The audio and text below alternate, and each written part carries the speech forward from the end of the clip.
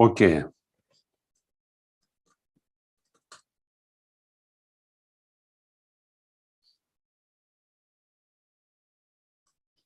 Yeah.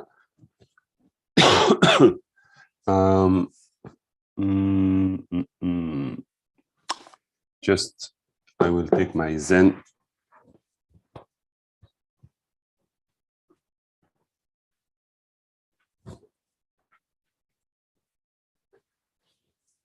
Okay.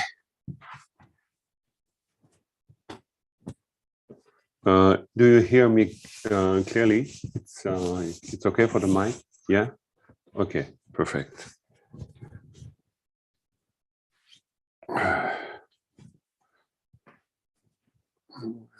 Yes. So, okay, we'll start with refuge and bodhicitta, as usual. And hello, Casper. Nice to see you. I don't see you, but nice to see you. Is there the... yeah, I'm Elisa also. Okay. Hello, everyone. Okay, yes, we start with the refuge, bodhicitta, and then after we continue with these 4 dharmas of Gompa, seeing what we can understand and share about that. But first, refuge and bodhicitta. Sangye cho tang tsoge cho nam ai chon cho prado da ne cha tsu che. Da ge jen tsoge pe tsu nang ge ro la ben jire. Sangye ro parai sho.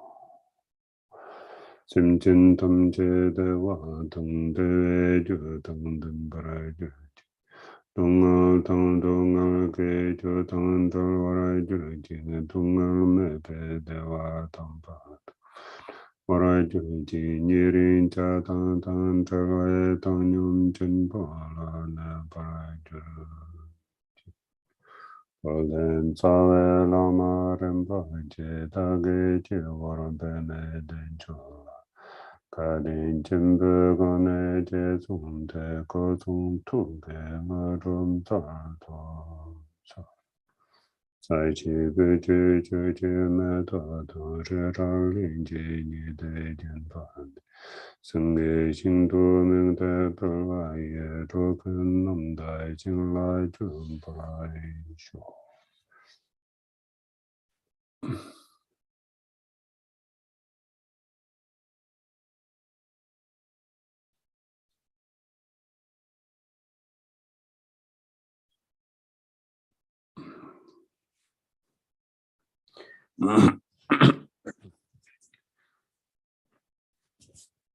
So, okay, we'll continue with these 4 dharmas of Gompa.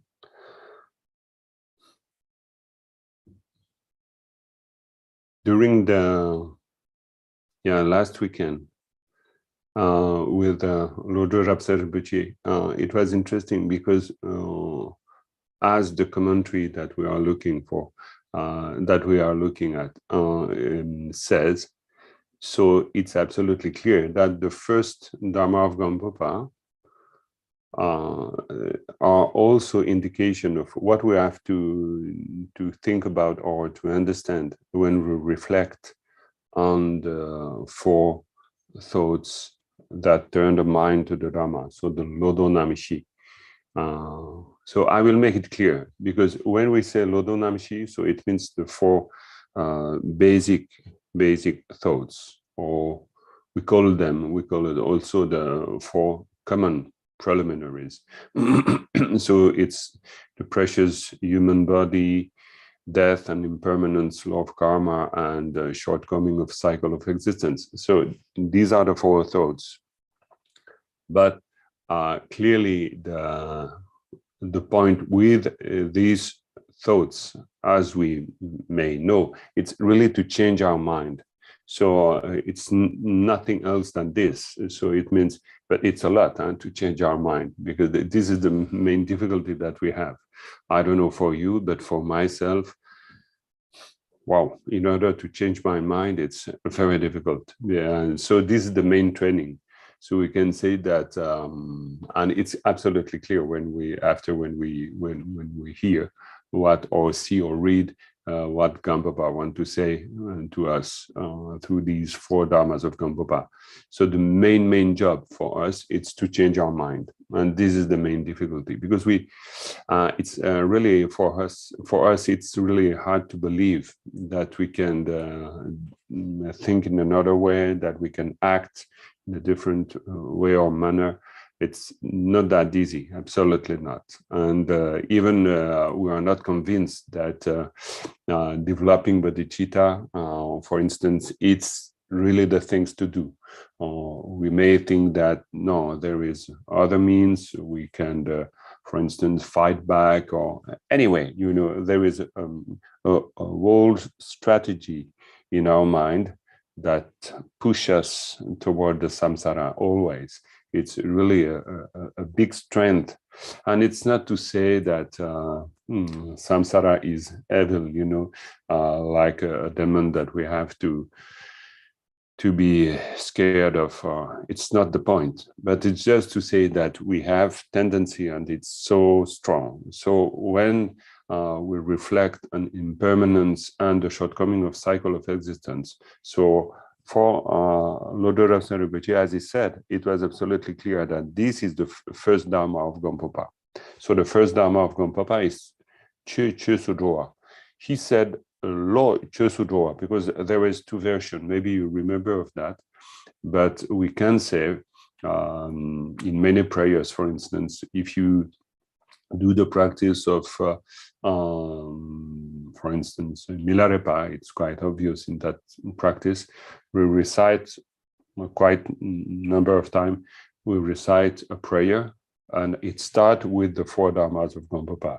And if I'm not wrong, in that version, we say Lo Chö Sudroa.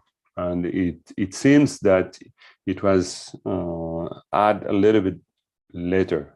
We have in some older version of the 4 dharmas of Gampopa, mainly Chö Sudroa. So the difference is nothing, but it's quite interesting, because when we say Lo Chö Sudroa, means our mind turning to the Dharma. When we say Chö Sudroa, I prefer a little bit, because Chö Sudroa means the Dharma has to go to the Dharma.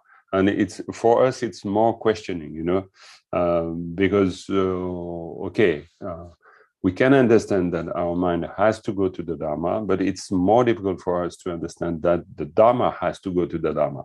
Because usually when we practice the Dharma, we're absolutely sure that we do the Dharma, that we practice the Dharma. And reading or understanding or reflecting on Gampopa's teaching, it's quite clear that this is not obvious. We can practice the Dharma and still not practicing it, and wishing, I don't know, using the Dharma for our normal or standard strategy, because we are trapped in that. So it's normal, we reflect with that filter, and we act through that filter, and we perceive things through that filter.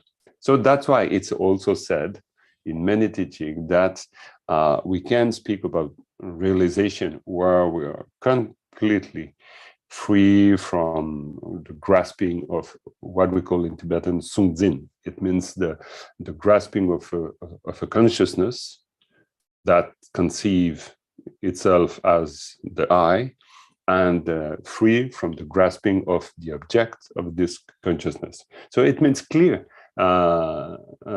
It's clear that to be a little bit more free, it means to get rid from our strategy, our way of perceiving. So it's not easy to practice the Dharma, not in the way we perceive things usually, because we use the Dharma, I don't know, as we do with other things. So when Gampopa say Chö Sudroa, means that we need to make a revolution inside the Dharma. Chö Sudroa. So Dharma has to go to the Dharma.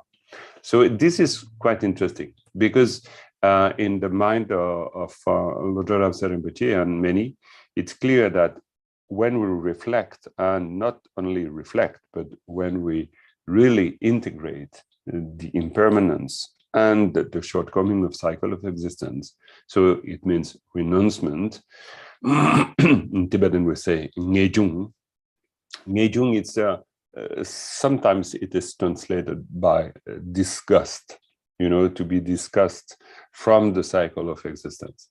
But I don't like to be discussed about something. And in fact, in Tibetan, it's not say disgust. It says ngejung.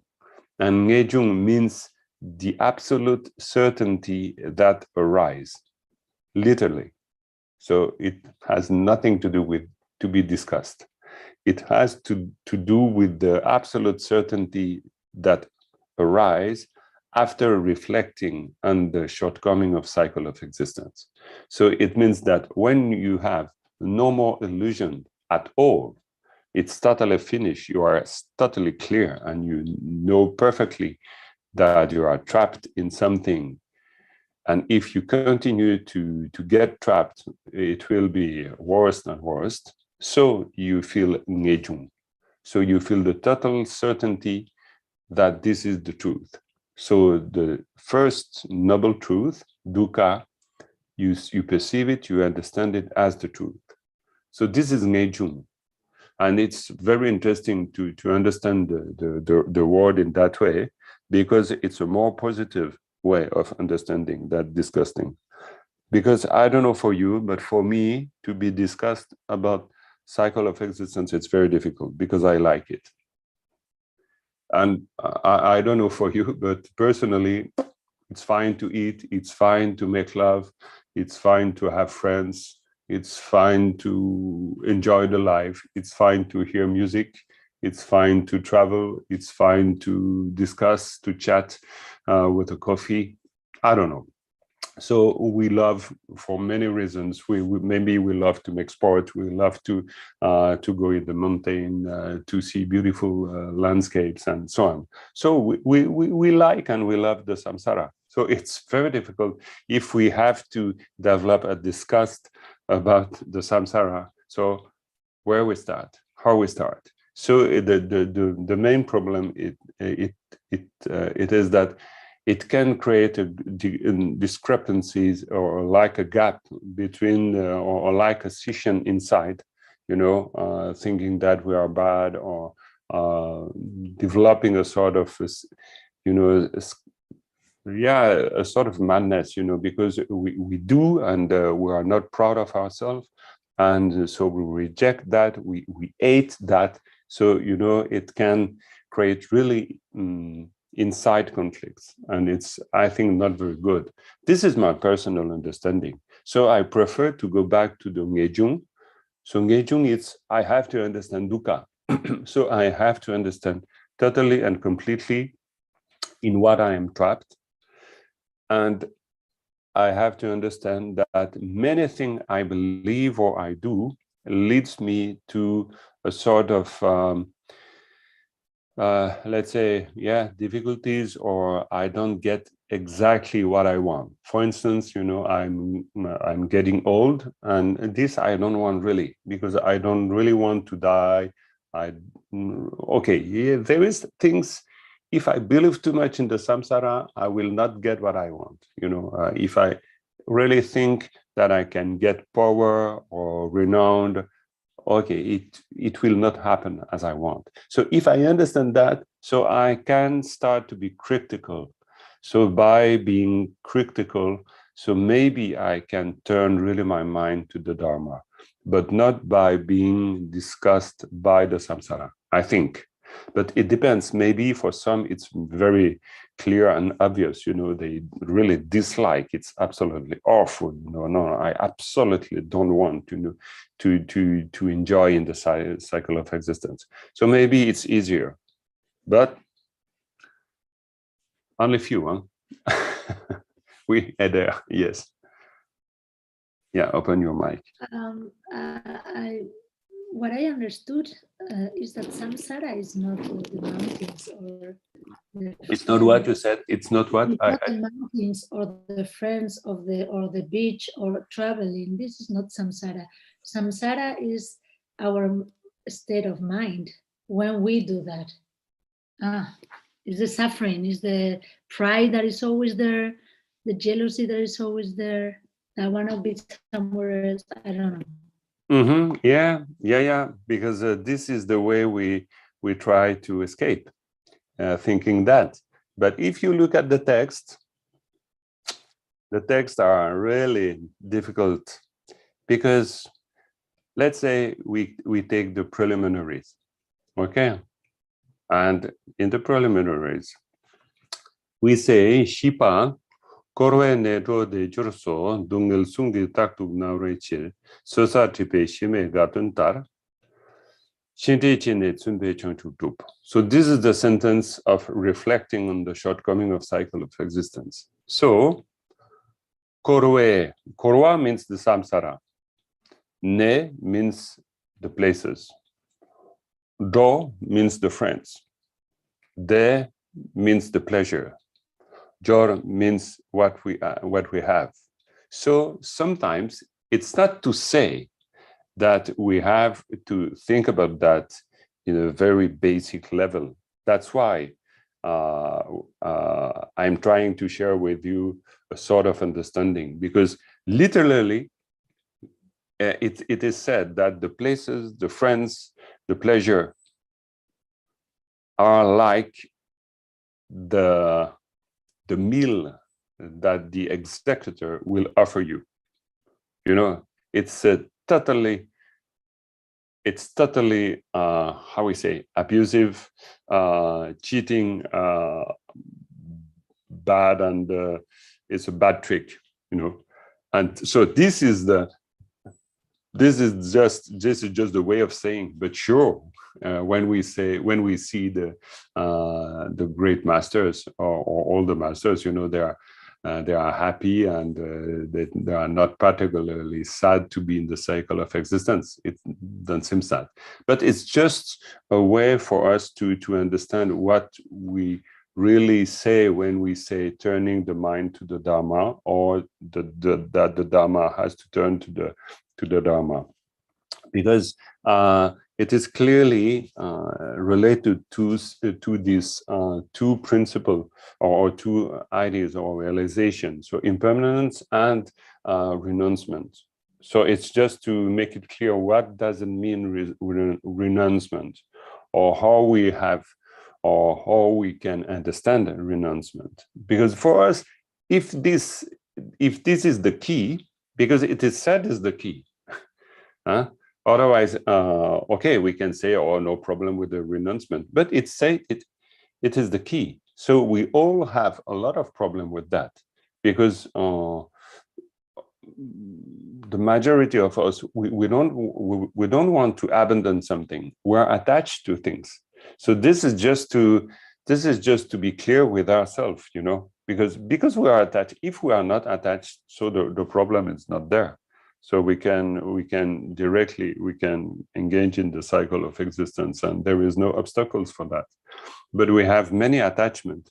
So it means how we relate to these attachments, but in a proper way, not rejecting them, but understanding them. It's just to say that, because the texts, if you look at the text, the texts are more graphic, you know. So places, friends, pleasures, properties. So, yes, I'm attached to my computer. So what to do? This is my properties, you know, and my bike. And if someone wants to go with my wife, wow, it's not the easiest thing, you know. Because there is jealousy, and I don't say, oh, no problem, please take my room and my wife, you know. It's difficult, you know, and we are all attached. So what to say? Do we have to be disgusted by this, or reject, or do we have to understand what makes us suffer from that, from these attachments. So it's just to say that renouncement, it's a key point for us. So we have to make our best to understand what doesn't mean, or how to deal with attachment if we have to be detached. So how we have to deal with that, with attachment. You know, it's, I think, very important for us. But it's not to say that I have the answer. I'm reflecting on that as you are reflecting on that, because, you know, the Dharma asks us to do something, but how we do it. So, no, this is the main point. It's not that easy, but it's also a way of understanding that it's beautiful. Also, it's not that it's only difficult, it's beautiful. It means also that the practice has to do in the way we perceive effectively, as you said. It's the way we perceive things. But it's also very easy to say, yes, I perceive in a very good way, but I still I'm attached, and it's not a problem because I understand everything is emptiness. You know, we can cheat ourselves with that a lot. You know. Because in a very practical level, you know, emptiness we forget very easily. Yeah, when someone just says to us a bad word, difficult, huh? The emptiness is very far. So we react because we think in that case we have to react. Yes, but first we react because, yeah, clear, we are attached to something. That's the truth, you know. And after, yes, maybe there is reasons that the other should not act in that way. This okay, because it's contrary to the rules or many things, but we're attached. You know, it's very interesting because, for instance, in the retreat, we were not all the best friends, absolutely not. But because you cannot escape, so at one point, even if you consider the other as the worst you ever met, at the real end of the process, you have to go back to yourself.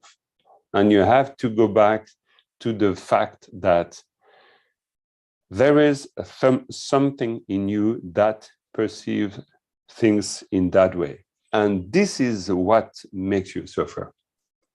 The way you perceive the other. Not the other, the way you perceive the other. And at that point, it becomes the reality. You know, it's really the problem. It's not the other one. But you really start, for myself, it was very strong to have the feeling that, okay, I'm starting to understand. It's not that I understood, but I'm really starting to understand that this is the problem. Because you cannot escape. So there is no way out. So when you turn in cycle, so you, at the end, you come back to yourself, because this is from where it starts. So because we say impermanence and detachment, so renouncement, we can use many words, but it means that we can turn to the Dharma when we are detached. We can turn to the Dharma when we understand completely the impermanence. So this is the first Dharma of Gampopa. And so maybe we can say that this is our practice before anything else, because this is the most difficult. It's easier to do the practice of generosity than understanding the impermanence, in fact. But it's very useful to do the practice of generosity, absolutely. But it doesn't mean that if we don't reflect on the basic teachings, so we can understand them just by doing the practice. Yeah. Yes. Pavel. Yeah, yesterday night we had a discussion about this topic, exactly this topic about renouncement. I differ a little about what you say. I mean, in my opinion, yes, it's like, for example, I think the disgusting from the samsara, I can use it as a power to really make me renounce to all these things which I know they don't, because of my attachment, they don't let me, this attachment don't let me really experience my full potential and be useful for all beings which are suffering. No? And what I was telling yesterday is like, for me, this feeling of like, I don't like that. I mean, this even I could say rejection is something like I'm using it. I want to use it because already I experienced the how cool is this, how cool is that, wow, life is super nice, and I love this, I love that, and this didn't really work for me to decide, you know, and this is what I wanted to share. Because we were talking with Nikki and Reggie yesterday, and exactly this point. Let's see, you have some thoughts about that? Yes, I think it's really interesting. But what I understand is that when you say to be discussed, it means that it comes in the second position. The first position is that you already made the experience that it's not fully satisfying, and so you can be discussed. In that way, it's good because you have the experience, and so you decide to renounce.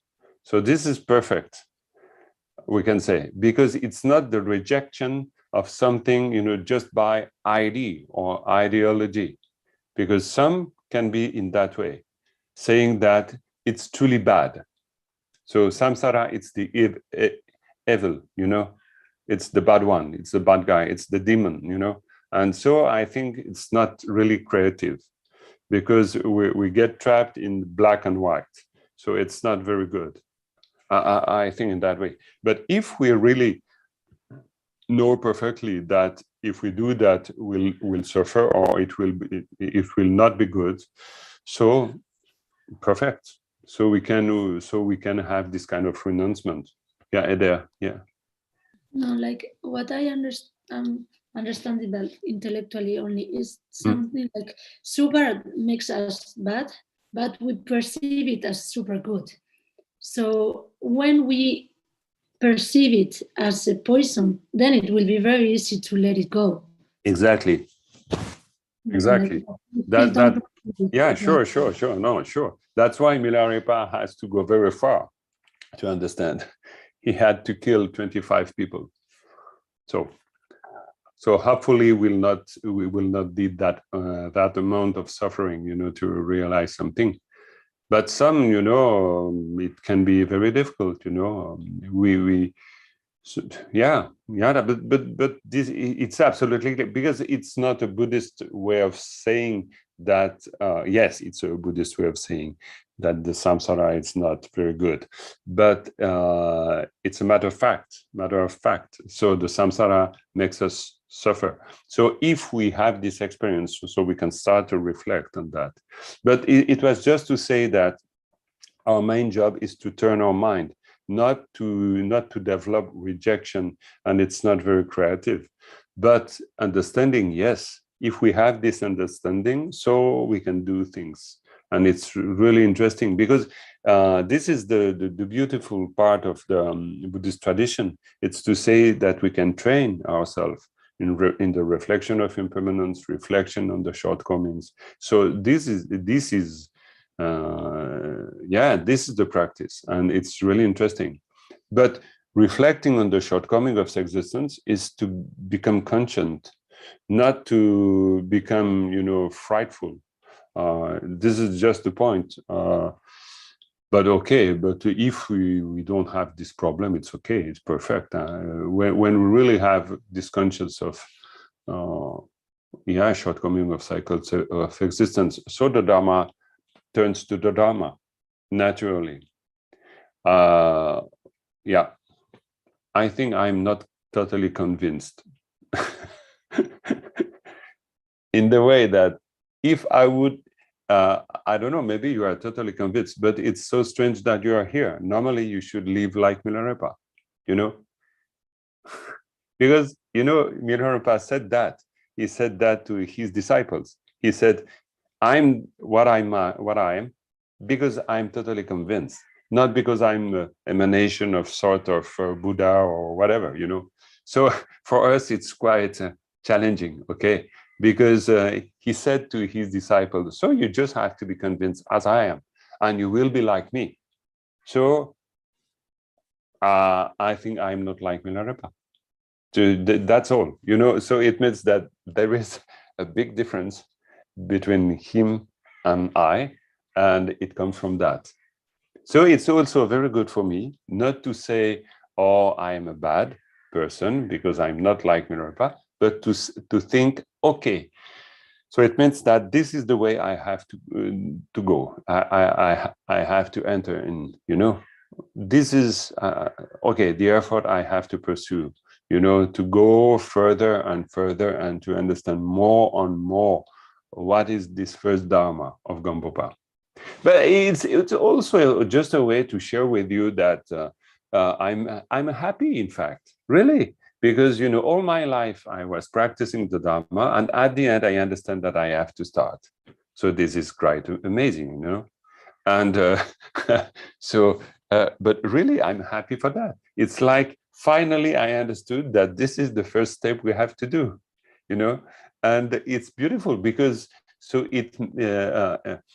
so for me, I can go back to what is the Dharma in a way, you know, and again, I can have pleasure with the sutras of the Buddha, with the Four Noble Truths, again and again, reading it, reflecting on that, understanding, and so it's refreshing, you know.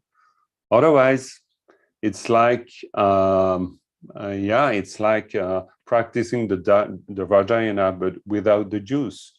So the juice come from the teaching of the Buddha, you know. The Vajrayana, it's the aspect of the car, so we can go very fast, but the you know, the petrol, it's the Dharma, it's the juice of the teaching of the Buddha, and so the Four Noble Truths and everything.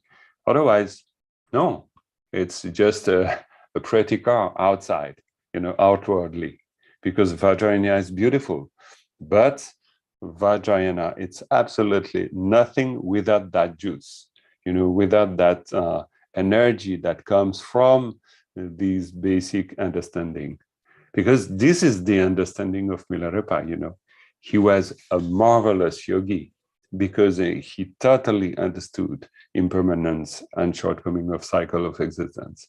This is his true realization, you know, definitely. And when you read the songs of Milarepa, you perceive that. After, he can say many beautiful things on emptiness and many things, but the choice he made in his life, everything. So this comes from his experience. So this is also good news for us because it means that we are also making experiences. So we have also the possibility of becoming like Milarepa because we live, because we experiment a life. Yeah, it seems very simple, but in fact, this is the way to understand also. So, okay, anyway, it was interesting for me that Rudra Saribhuti said these four basic preliminaries or ordinary preliminaries are related to these four dharmas. And the second one, the dharma that turns toward the path, so it's the bodhicitta. And it's absolutely clear. And it's clearly what Gampopa says, you know, on the commentaries. And we can go that because maybe again, just on the first Dharma, we saw that there is two ways of turning toward. Alors, we can turning toward worldly Dharma, so we saw that, or turning toward the Dharma of Nirvana. So this is the way, the fourth Shama Rinpoche, so the author of the commentary I follow, the way of expressing that. So, and we saw last time, so it's interesting, he said, due to the confidence that arises from understanding death and impermanence and understanding karma, one panics about the suffering of the lower realms or whatever. It can be also panics from the suffering of this cycle of existence. So he just said that we can be absolutely convinced by impermanence and law of karma, but because we're afraid of the suffering, so we turn not exactly to the nirvana, he said, but we turn to the worldly dharmas. So this is interesting. It's just a way of saying that we have to check and go deeper in this understanding. Otherwise, we can even be totally convinced by impermanence and karma and shortcomings and everything. But that's why the shortcoming of cycle of existence can be good, because also the pleasure of gods and, you know, all the advantages, so-called advantages of the cycle of existence are not totally, definitely good. But they are not bad temporarily. This is a bad word for me in English, but anyway. Anyway, so the second turning is turning toward the Dharma of Nirvana. So this is clear. It's clear because one therefore neither cling to nor is attached to any of the bodies or enjoyments of God and humans whatsoever. So, perfect. So we can feel this disgust by them, we can say.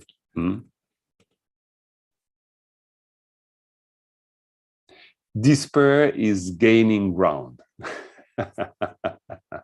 but a good despair. So it means that, you know, once I read from Shogam Trungpa that the question is not to have hope or fear, but to have, how we say it?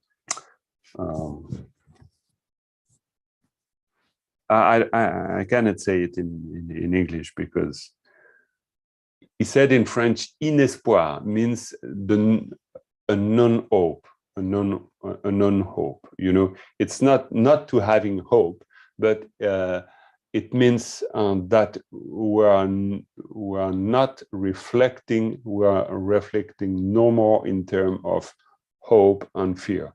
We are above that. So it's this despair is gaining ground.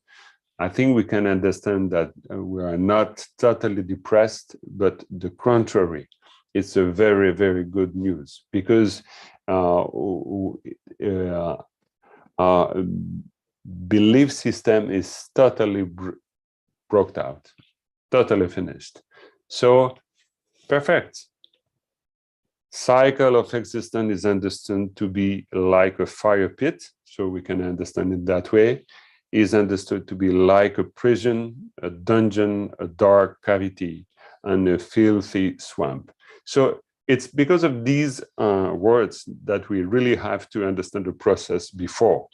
Otherwise, if you say that to someone, so it's, and even to us, it's difficult, you know, because if someone lives a beautiful family life and you say it's a filthy swamp, you know, I don't know, but it's difficult because we don't see the point. So it means it's a long process to understand that maybe, because in fact, Tibetans, they live in family and they are very happy, yeah? And all his life, I saw Lama Tenzin taking care of his family. So we can, if we just understand things in a very superficial level, so we think that what is this? You know, normally he should abandon all his family, you know, doing nothing more for them because it's finished, it's nothing, it's useless and things like that. No, but we understand, we have this kind of understanding. So it means we are very clear, but we do what we have to do, you know. So it means that internally we are not totally separated.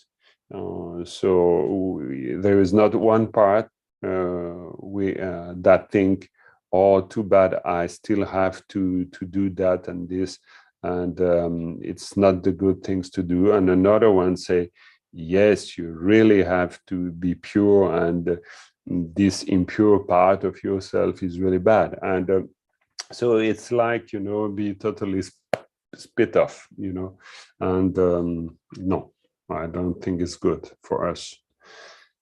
But I don't know, but I think no. So that's why even for the first Dharma in the commentary, it is said, wishing to be liberated with respect to each and every Dharma one engage in, one understand the shortcoming of peace and well-being for oneself alone. So it means also that slowly we go further. So we start to reach the second Dharma, Chö Lam Tu Doa, because the problem it's also that. It's also that because when we understand the shortcoming of the cycle of existence, it's also a trap. So to get out of this trap, so we have to reach the second Dharma. So this is really interesting, because we need to have this understanding of impermanence and shortcoming of cycle of existence, renouncement and everything. But this is just turning to the Dharma.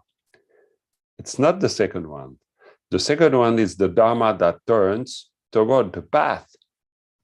So if we want to make the path, we don't have to be trapped in this understanding of the samsara is bad.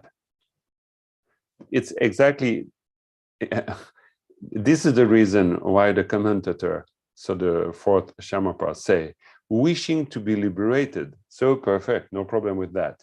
With respect to each and every Dharma, one engages in, one understands the shortcoming of peace, so nirvana, and well-being for oneself alone. Nirvana, which is the awakening of the Shravaka and the Hinayana. So it means that we understand that only to be free from what makes us suffering, it's not the point, it's not the goal. So it's very interesting, because the bodhicitta, it's like to be how we can say that, the bodhicitta help us not to be trapped in the disgust of samsara, in fact. So this is incredible, because it means that first we have, okay, we can say, you know, as before, we can say that the samsara is a filthy swamp. We can say that. But if we just say that, so we'll never reach the second Dharma of Gampapa. Because to reach the second Dharma of Gampapa, it means that I need to develop love and compassion. Otherwise, I cannot do what? I cannot Chö Lam Tu Doa. I cannot make that the Dharma turns toward the path. So this is interesting, very interesting, because it's like the healthy process of ourselves. We understand the shortcoming. We are totally, as it is said before, it's beautiful. Despair is gaining ground. So we are in a despair, and a sort of, you know, a kind of despair. So no hope, you know, total bullshit, you know, samsara, no hope in that, you know, okay, maybe we are depressed. Okay, possibly. But after we understand that, anyway, we cannot wish for the peace and well-being for oneself alone. And so we start to get out of this despair and we start to become more positive. So we enter. So the Dharma, it's not that only we enter in the Dharma, but the Dharma turns toward the path. Che lam tu jowa. So it's very interesting because first it means that we have to develop a good understanding of the Dharma itself. So, okay, when we get this understanding, so this understanding has to go to the path. It means that we have to use this understanding to do the path. And so the path, on a way we can say the path, it's not absolutely only the understanding. Understanding, it's the process that we need to do the path, you know, but it's not only the path. The path start really, we can say that the path start at the second Dharma, because Che lam tu jowa. Before that, there is no lam, there is no path. Just turning our mind, just understanding, just making our wish for the Dharma, the pure Dharma. So it means that we have to, it's an internal process that we finally understand what is the Dharma. And after that, the Dharma goes to the path. So this is the second Dharma. The Dharma that turns toward the path is twofold: turning toward the foundation of the path and turning toward the actual path. So this is in the commentary. And so, is that clear? Yeah? Okay, just drink a little bit of tea.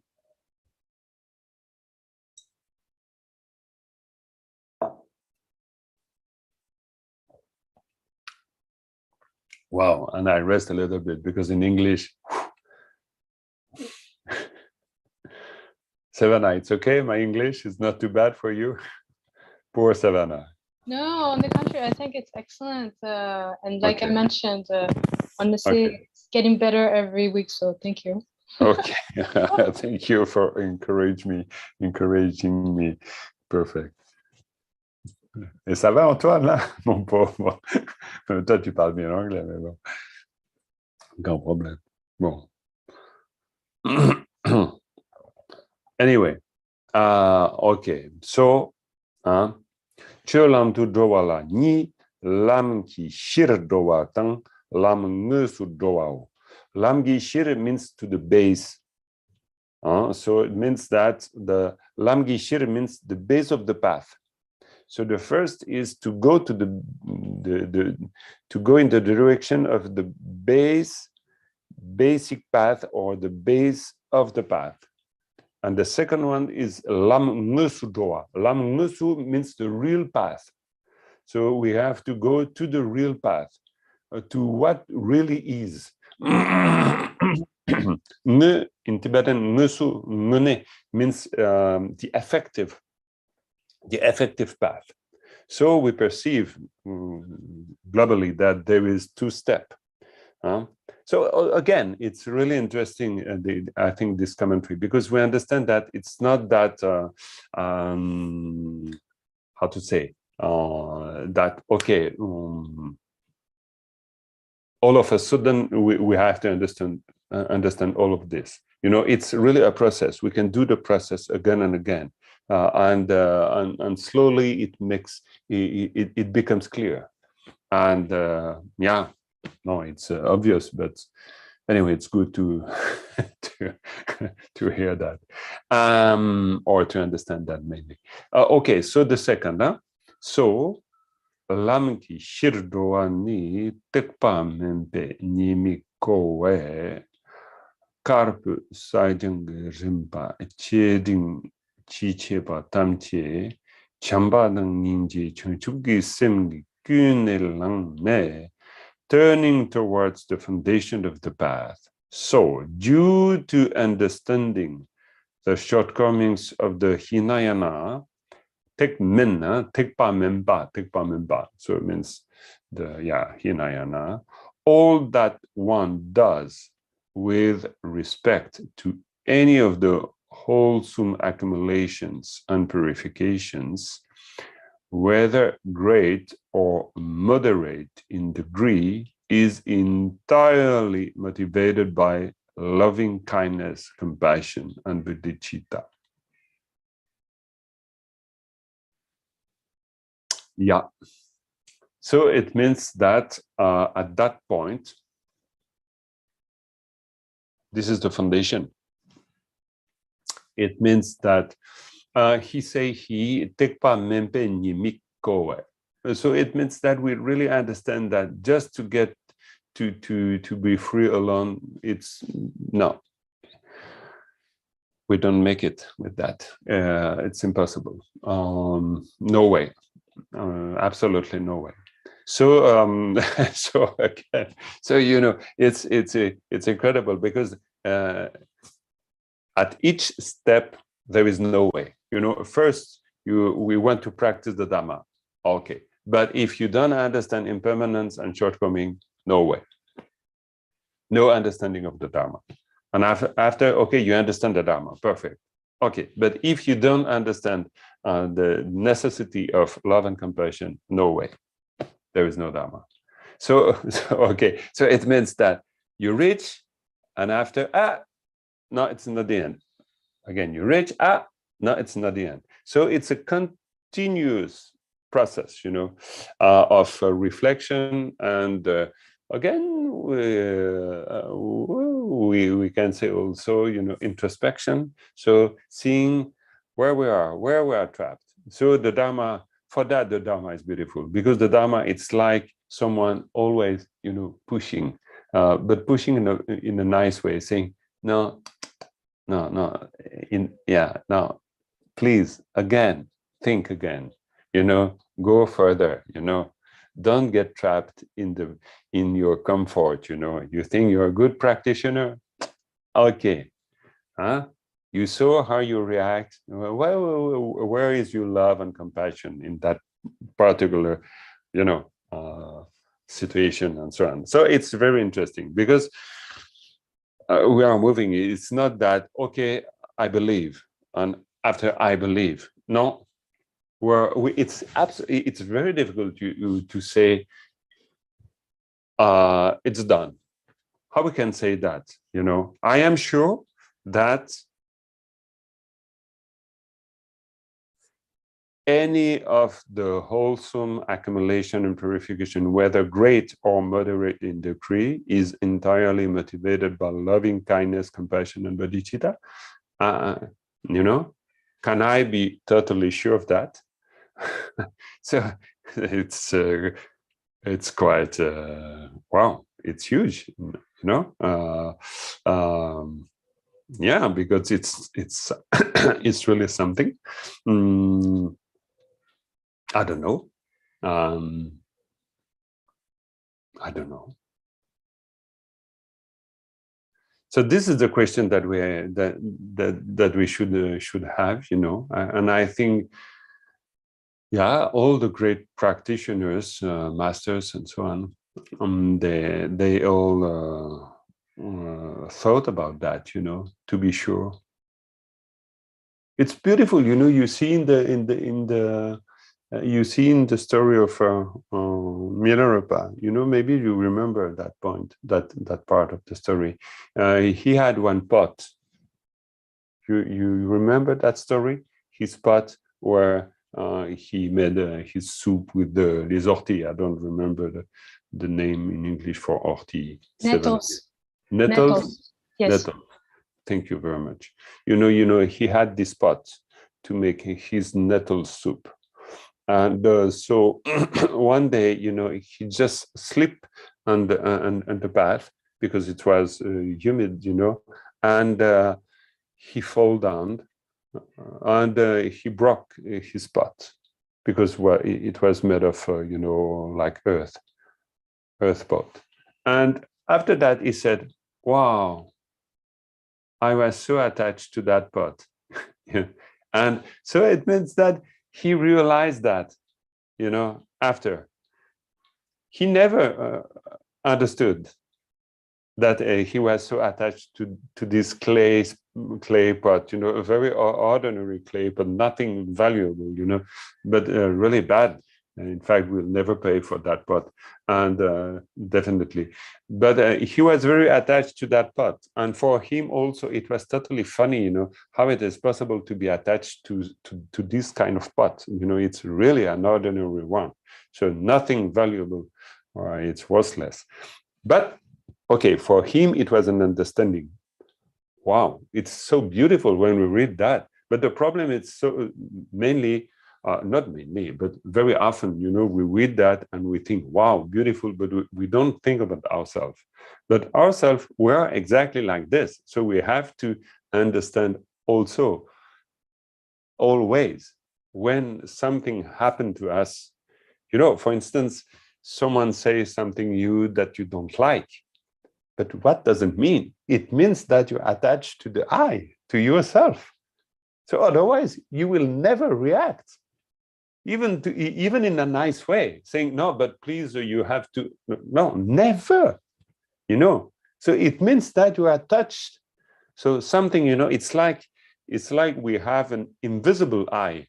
Let's say we have an invisible eye, totally invisible. We don't know even that here there is the eye, you know, like this, you know, and we don't know. It's like something that cover us, you know, like invisible, you know, invisible coat that cover us. And we can imagine that something comes, touch the cover, and we get a signal that, wow, we react. So it means that it makes the cut visible. When we react, it means that the limit of the ego becomes visible. Before that, we never understood that at that place, there was an ego. Because the problem of the I, of the ego, it's that it's spread to everything. It goes, you know, it infuses inside everything. So it means that in my computer, there is a part of myself. In my bike, there is a part of myself. In my friends, there is a part of myself. I don't know that. It's really like if all these parts of the ego goes from myself, spread out, and go and, you know, stick on everywhere, you know, on everything, on everybody, every part in the universe. And after, there is a multitude part of myself everywhere. And when these parts are touched, there is a link between this special particular part of myself and myself. There is a link. So when this is touched, it's myself that it's touched. So I discover that a part of myself was in my bike, was in my computer, was in my friend, was in my land, was in my thoughts, incredible, was in my words, incredible. I put myself everywhere, totally everywhere, you know, and this is absolutely amazing. And this is the realization of Milarepa when he broke his clay pot. He understood not only that, oh, impermanence. Yes, he understood that. But he said precisely, I was attached and I didn't know that. So he discovered his attachment to that clay pot, maybe his last attachment, through that circumstance. So it means these circumstances tell us something about ourselves, tell us something about where the places where we put the ego part of ourselves. Otherwise, it's impossible to understand. We don't know that the ego is there. We don't know that. So how we can know that we are entirely motivated by loving kindness, compassion, and bodhicitta? Because it is said that just turning to the foundation of the path means, due to understanding the shortcoming of the Hinayana, all that one does with respect to any of the worlds from accumulation, purification, whether great or moderate in degree, is entirely motivated by loving kindness, compassion, and bodhicitta. How we can be sure of that? So, so this is okay. I don't know, but it seems for me, it seems that it is through these situations. That's why I'm speaking about the Milarepa's life, because through that situation, he knew something. He understood something about his attachment. So it means that because of the situation I met, I have to deal with the conflicts that I may have with someone or not, just the little unease feeling that I can perceive with someone, or with something I hear, or whatever it can be. It can be also the clothes. No, it's not the right one. Anything, really anything. It also can be the test I have in my mouth, and so on. Well, what is this? Okay, no problem. Yeah, anything of that. It's always a possibility for me to understand something, and to understand what, to understand, or to know, or to realize,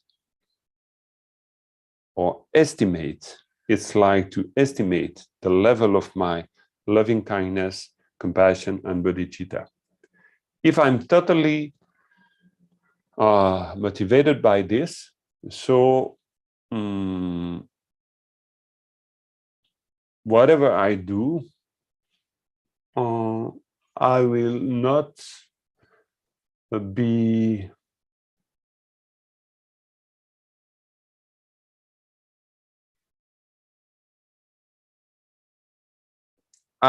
be concerned by any reward. For instance, any thank you that I may expect, anything I can get back from that. And okay, after there is the let's say the conventional level of the life. So it's also important we have rules, we have codes, we have behavior, and all of this is important, because like that we can live together with others in a smooth way, and it's very important. It's not to say we have to throw everything out. No, I don't think so, because okay, it's like this. I never saw my masters, doing that. So I think it's not a good way of doing this. I remember once Shaman Rinpoche came to Geneva in the past life of our center. It was many years ago, and I remember we just at that time we found a flat, and during the summer I was working in that flat to repair and everything. So suddenly, Shaman Rinpoche appeared. So he was doing this, everywhere. So never expect. So he's here.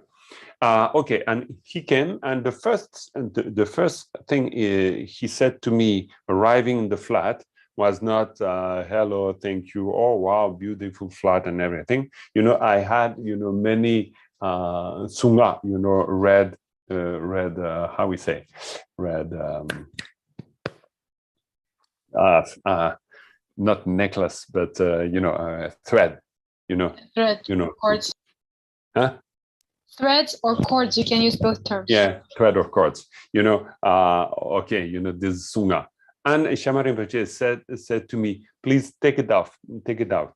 because you looks like a hippie, you know, and that's all, you know. No hello, thank you, nice to see you, nothing, you know, just okay. So it was very interesting because, you know, it was just going to the point finally, because I perceived that after, okay, how I received that, you know, and it was really interesting, you know.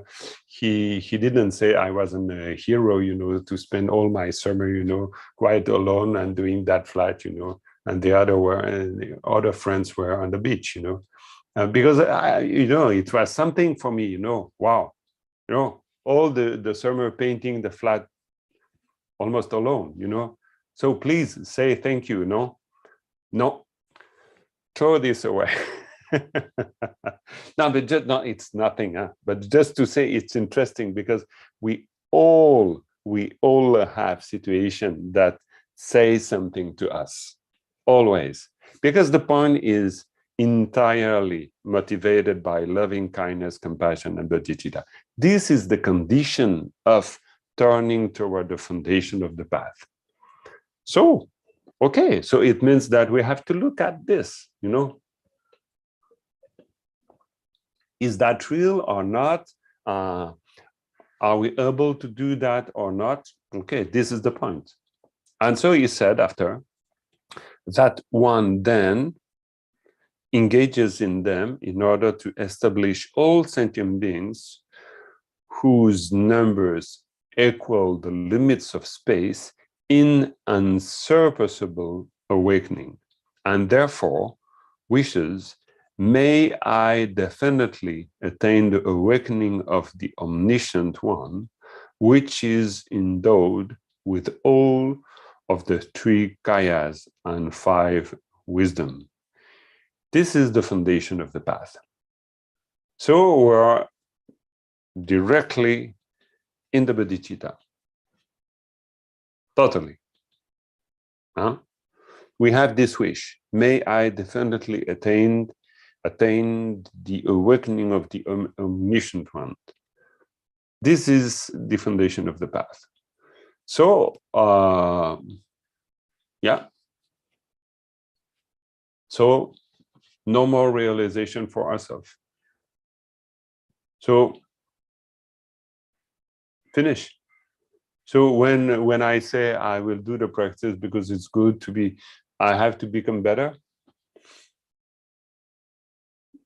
I'm not even in the first Gambapa teaching Dharma, you know.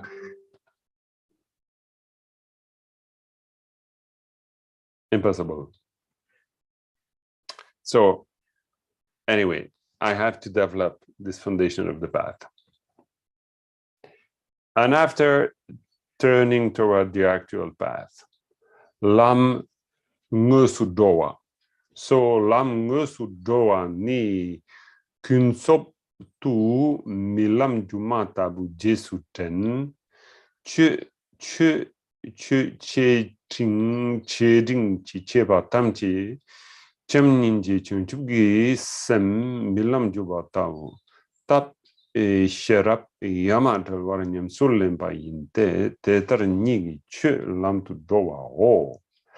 Then after turning toward the actual path on the apparent level, one recollects that phenomena resemble dream illusions. Through understanding that any of one's Dharma activities, whether great or moderate in degree, as well as loving kindness, compassion, and bodhicitta, resemble dream illusions, the inseparability of methods and higher knowledge is practiced, and so the Dharma turns toward the path through these two. Wow. So these are this is really high. So this is the 2 conditions for the second Dharma. So it means that there is 2 conditions for the second Dharma. The second Dharma is Che Lam Tu Droa. So the Dharma that goes to the path. Okay, so this is the condition. No, this is the second Dharma, and 2 conditions for that. First, to have the real bodhicitta in everything we do. So it means we have that wish, clear, absolutely clear. So we are not, become good for ourselves. This is not the point. So it means a lot of things, sure. And so we have to, and I think we'll the next time we'll go further in this second Dharma of Gampopa, because many things, developing the bodhicitta, and the second condition, and also as well as concerning loving kindness, compassion, and bodhicitta, everything we do resemble dream illusions. The inseparability of method and higher knowledge is practiced. So it means this is the second condition for the second Dharma. And it means that we act with compassion. This is the first condition. But we develop this activity knowing that it's like a dream illusions. So it's quite a challenge for us, because it's absolutely not easy. And we're just at the second Dharma of Gampopa.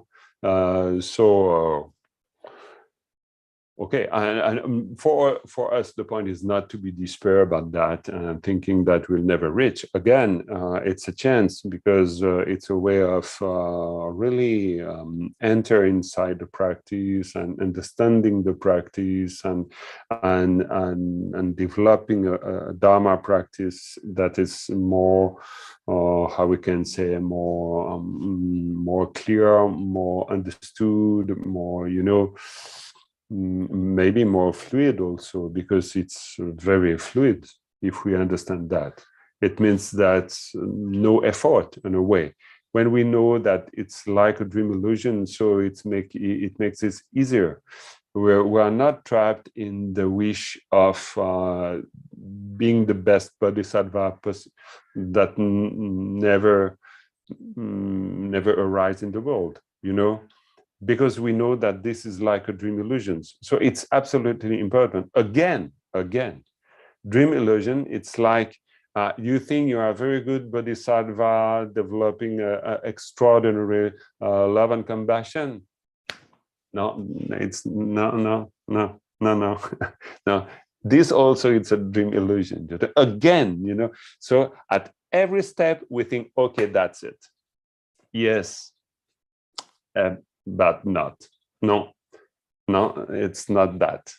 You have to dig further. You have to again. You have to reflect. Again, you have to perceive in another way. Otherwise, you cannot.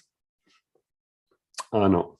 So this is really beautiful, because we know that we have to develop love and compassion, but the real condition to make it happen means dream illusion. So we have to understand what does it mean when we say dream illusion. And so we can do something. So this is the path. On that point, I think that there is a lot to say, and maybe if it's okay for you, maybe I think we'll stop here. And so like that, we have a lot of things to think about. And next time, so we'll go really further in the articulation of these two. So method and higher knowledge, how we can understand these two aspects. I will reflect on that also tomorrow during the Dharmatization, but this is in French, so maybe for you, Savannah, it's again to translate. It's not maybe the good way to do, because anyway, but because this is the articulation that we see in Lojong mainly. If you look at Lojong, so there is a huge, very important articulation that is made between ultimate bodhicitta and relative bodhicitta. And so this is also a great confusion for many, because we don't understand what is this, and why in Lojong we put in that order, and usually we put in the other order, how it is. Because in that order, first you develop love and compassion, and after you have to understand that this is like dream illusion. In Lojong, you do the contrary. First, you understand love and compassion, and after you can do properly. You can train properly in the compassion activity. But it's not contrary. It's just a way of doing things. Anyway, because the point is, we think that there is this, then after that. But in fact, in the practice, you mix the two, always. So they are not separated. It's not also that first we develop love and compassion, and after a while, so I don't know, a few years after. So we have to understand that, in fact, all of this is like dream and illusion. From the start, you mix these two. So when you mix these two, it's more clear. Because in fact, if you mix milk and water, or if you mix water and milk, it's exactly the same. Just you switch the place, but the result is the same. If you understand that from the beginning. So it's from the beginning. So the second Dharma, so Chulam Dodroa, so the Dharma that goes to the path.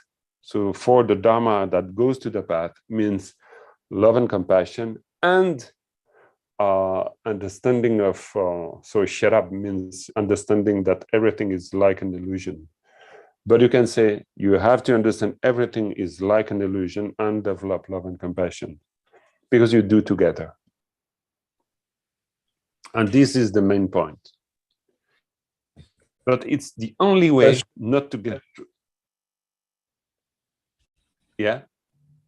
I'm sorry. I just wanted to ask a question because it's a little confusing to me, and actually it can get a little paranoid even if I think that I have to check everything, and in every step I cannot be sure if my checking is valuable, because how can I trust if I'm constantly realizing that, oh, it's not that, and I'm fooling myself that maybe I developed some desire. No, and then no, how can I even trust that my check is not illusion? No. Sorry if I no, I'm sorry, because it was not my intention to make you unease with that. It's not that. I think it's just that's why I was trying to say that it's beautiful to understand more. It's like when we learn something, you are a musician, so you know that when you are 10 years old and you play a part of music, and it can be beautiful, and you say to that kid, you say, yeah, beautiful, very well done. But after you can go further. It's just that, it's not that we are wrong.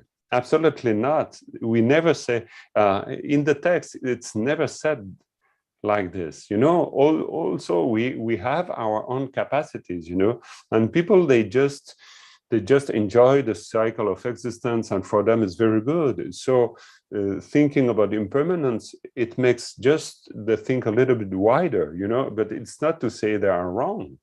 I think, but you're right, Casper. It's a very important point, because also very important for us not to think that we don't get it. No, it's just I use that way of expressing just to say it's interesting because we can go further, and just to, I don't know, to highlight the fact that very often you think, yes, I got it, it's this, yeah, perfect, but you can go further, it's like Milarepa, he's a beautiful yogi, and he broke his clay pot, and wow, he understands something. It's not to say, I was not good. No, he's still very good. You know, he's more beautiful after that.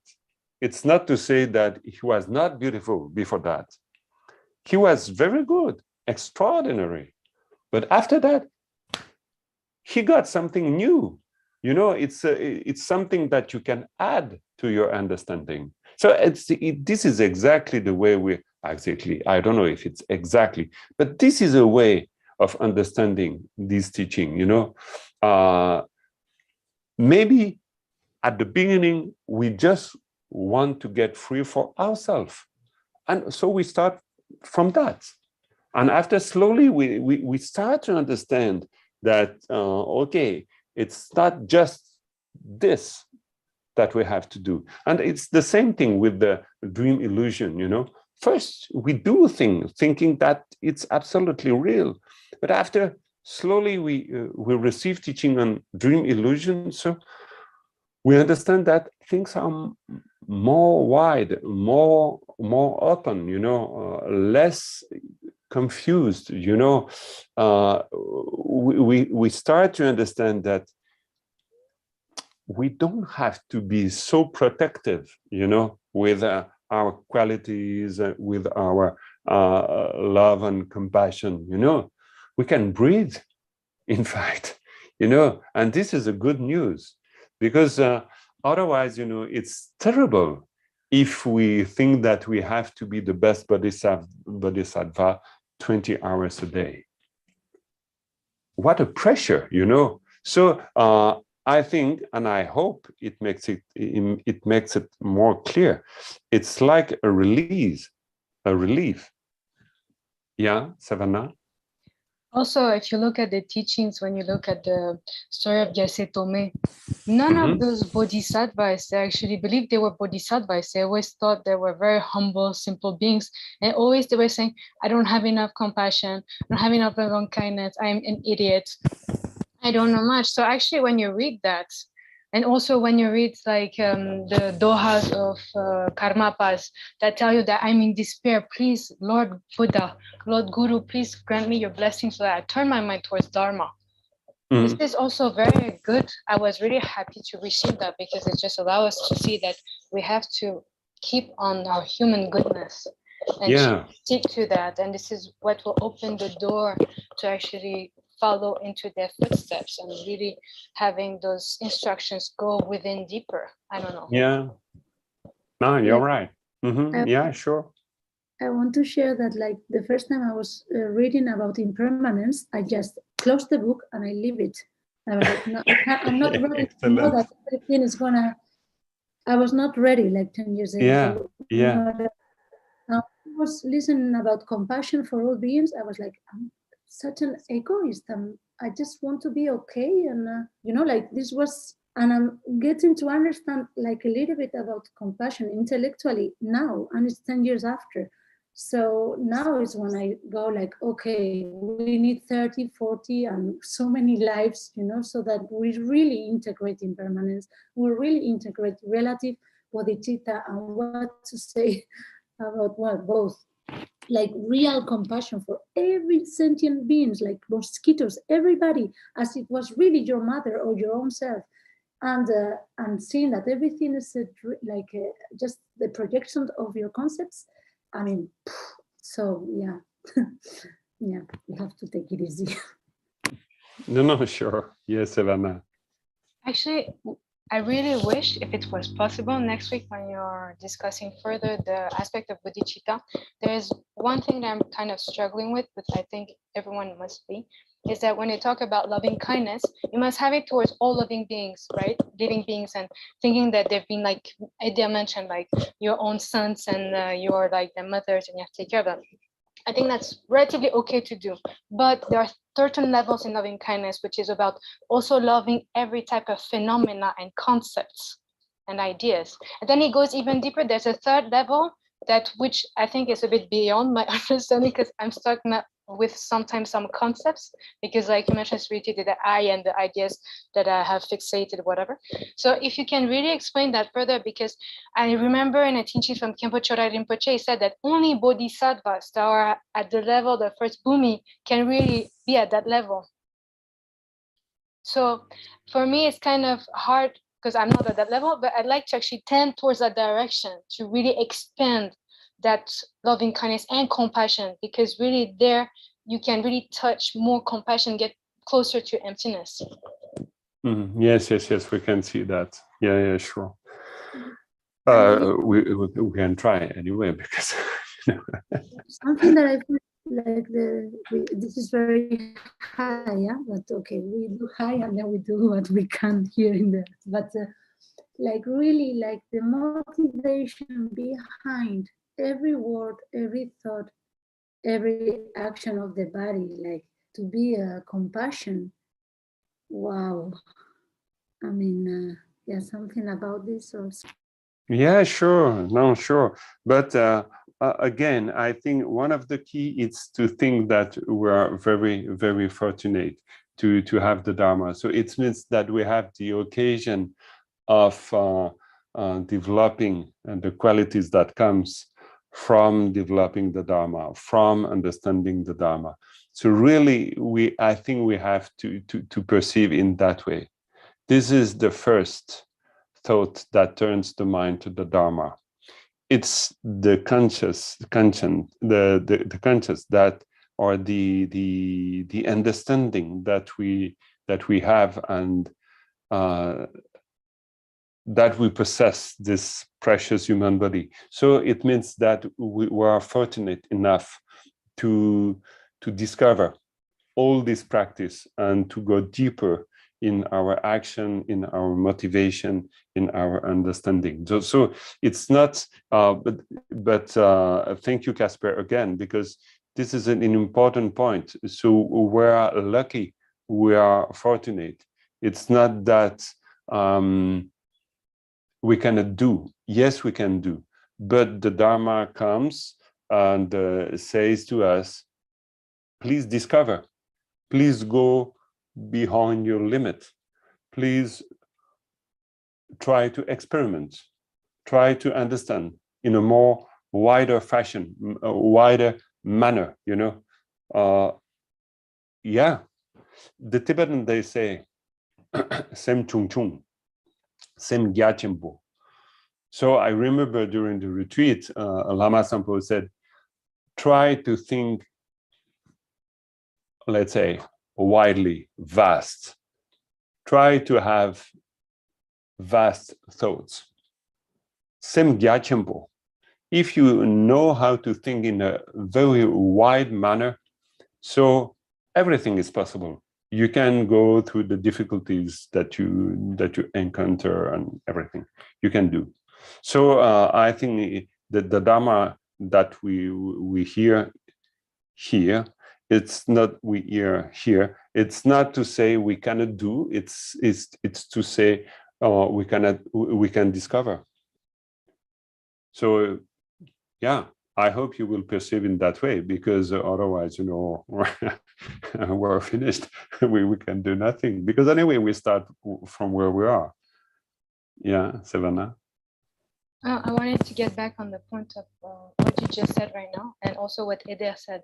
And because right now I just had an instructions that came from the teachings I had the chance to get from Lama Shirab Rinpoche. Yeah. And he said that it was very important that whatever we do, like we should train just like the bodhisattvas or the ones that are on the path, which is like when you open a door, you think that you're opening the doors of all sentient beings to go to the higher realms. When you're going to brush your teeth, you're brushing all the poisons which are in the mind of all sentient beings, and then they're purified from that. When you're doing your excrements, same thing, you're making offering to the yidaks because they're being nourished by that. When you're walking, you think you're taking all sentient beings with you and you're going towards enlightenment. When you're thinking any type of thought, is just again bodhicitta. It just encourages any type of moment during the day and night really to emphasize and to train like that, because this is how we'll open and get deeper. Yeah, sure. It is really said in the teaching, and the great master, they remind us to that one, and it's a beautiful way of doing, because it means that anyway we act in a very, let's say, normal manner, but in a very basic.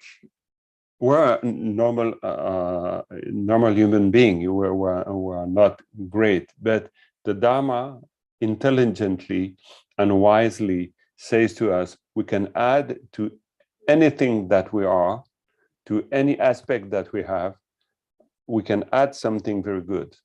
And this is really clever, because it's not to say you have to be someone else. No, because this will never happen.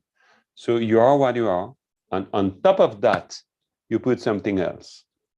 So, yes, these instructions, opening the door, brushing your teeth, and everything, this is absolutely beautiful, because you add something on your normal perception. You perceive a beautiful sky, beautiful rainbow, beautiful flower. So you have this pleasure. So may all sentient beings be happy like I am right now, for instance, or I offer to all the Buddhas and Bodhisattvas. So slowly, by the training, we continue to live our very basic, normal life, standard life, but we put the Dharma inside. So this is the intelligent, the wiser way of practicing the Dharma. Otherwise, it means that first we have to become someone else, and then after we can start practicing the Dharma. But if this was the case, so we cannot start, because I will never be different. I'm like that, and with that, I have to practice the Dharma. With my attachment, with my anger, with my impatience, with my shortcomings, with my lack of love and compassion, I have to, because I have no choice. I'm not someone else. So it's not to say I'm bad, it's to say I can put something good with me. I can, so the Dharma, it's your friend. So the Dharma accompany you. But whatever you are, it's not, it's not for those that are good. It's for all sentient beings. So in all sentient beings, we are in it. We are included. We are not out of that. Otherwise, it means the Dharma will be for the good guys. But yeah, maybe we're not the good guys. But the Dharma, it's also for us. Again, as Lama Tenzin always said to us, and to me, because he said also that, we were speaking about that. He said, Dharma, it's like the sun. I told you already this, but it's so important. Dharma, it's like the sun. So the sun is for everyone. The sun warms everyone. So if you want, if you need to get warm, so go to the sun. So it means this is for everyone. It's not just for the elected one. Anyway, we stop here. Huh? Okay, friends. I want to thank you, because I think it's the best way to start the weekend with this wonderful exchange of Dharma. Also, I will send to the group also the link to make the donations to the Genève Center, in order to also to support the activity like they are doing amazingly good. I will send you this later. Yeah, thank you very much. And I will send you the link with the replay, and after you can share that. Till now, the video doesn't appear on the channel of the of Geneva Center, because we are starting, you know, like more friend group, and so slowly we'll see. But anyway, if you have the link, so you can send it, and so others maybe they find interest in looking at this. Anyway, we'll see. So we start with we finish with the end with the dedication. So nam di tam je pa ne tam ne ne be ranam bam de ne ke ga na je bola to pai si be tole do a do rai sho.